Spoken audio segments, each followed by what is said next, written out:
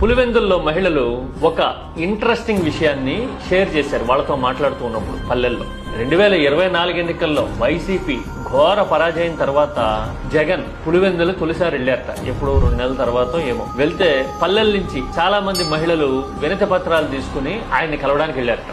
1 రోజు అయింది, 2 రోజులు అయింది, వేరు వేరు పల్లెల నుంచి ఇలా వస్తూ ఉన్నారు.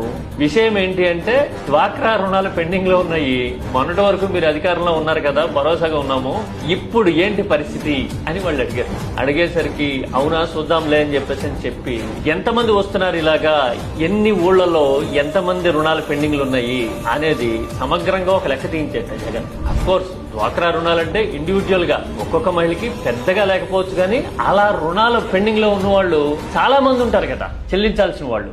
ఆ నెంబర్ అయితే ఎక్కువే ఉంటుంది కదా. అందుకోసం ఊళ్ళల్లో లెక్కంతా తీస్తే మొత్తం 1,15,00,000 1,20,00,000 అని లెక్క తేలిందిట. తేలేసరికి ఏక మొత్తంగా ఒక నెల రోజుల్లోనో 2 నెలల్లోనో ఆ రుణాల మొత్తాన్ని జగన్ బృందం క్లియర్ చేసింది. క్లియర్ చేసి ఇదిగో మీ అప్పులు తీరిపోయినాయి అని వాళ్ళకి ఆ అక్నాలెడ్జ్మెంట్ లెటర్ ఏదో ఉంటుంది కదా, అది ఇళ్ళకి వెళ్ళి ఇచ్చారు. అంటే ఒకసారి సమస్య చెప్తే ఆ సమస్య ఇదిగో ఇలా తీరిపోతుంది అనే భరోసా వాళ్ళకి వచ్చిన తర్వాత అభిమానం జనరల్ గా ఈ స్థాయిలోనే ఉంటుంది కదా. చాలా చెప్పి ఏమీ చేయని వాళ్ళ విషయంలోనే రాజకీయ ఎన్నికలు ఉంటే ఎగబడే రోజులు.